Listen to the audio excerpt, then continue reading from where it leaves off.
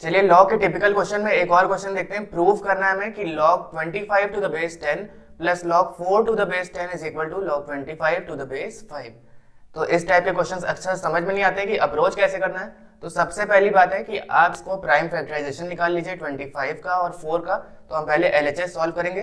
25 मतलब हो गया 5 का स्क्वायर, तो ये हो गया log 5 square to the base 10, और दूसरा वाला log 4 टू द बेस 10 का मतलब log 2 square to the base 10 हो गया। ऑलराइट, इसके बाद जो दोनों 2 है वो आगे आ जाएंगे। log a की पावर b क्या होता है, b log a के बराबर। तो ये क्या हो जाएगा 2 log 5 base 10 plus 2 log 2 base 10। Alright, इसके बाद आपको एक प्रॉपर्टी फिर से यहाँ पे ध्यान देनी है कि अगर हमें सिंगल लॉग में लेके आना है, यहाँ पे क्या लिखा है log 25 यानी सिंगल लॉग है, इसका मतलब हमें क्या करना पड़ेगा, ये जो डिस्ट्रीब्यूटेड लॉग है इनको एक करना पड़ेगा। और उसके लिए log a plus log b क्या होता है, log a इंटू बी के बराबर।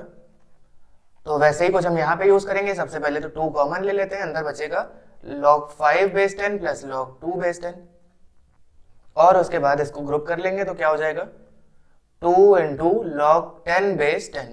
5 इंटू 2 क्या हो जाएगा 10 के बराबर।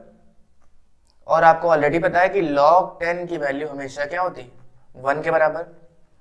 ठीक है, तो ये क्या आ जाएगा 2 इंटू 1 दैट इज 2। तो ये तो LHS आया है। अब RHS में भी हमें यही लेके आना है, क्या चीज 2 के बराबर। log 25 बेस 5 भी हमें 2 के बराबर लेके आना है। और उसके लिए देखिए क्या करेंगे, log 25 बेस 5 का मतलब क्या हो गया, इसको हम लिख सकते हैं 5 स्क्वायर।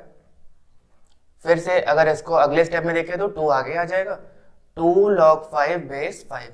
अब यहाँ पे बहुत इंपॉर्टेंट प्रॉपर्टी यूज हो रही है, log a base a is equal to 1। कोई भी यहाँ पे नंबर होगा वही सेम बेस में भी अगर है तो उसका log क्या हो जाएगा 1 के बराबर। तो यहाँ पे log 5 बेस 5 है यानी क्या हो जाएगा वो 1 के बराबर। तो 2 इंटू 1 यानी यहाँ से भी ये 2 आ गया। That means LHS is equal to RHS। यही हमें प्रूव करना था। ऑलराइट।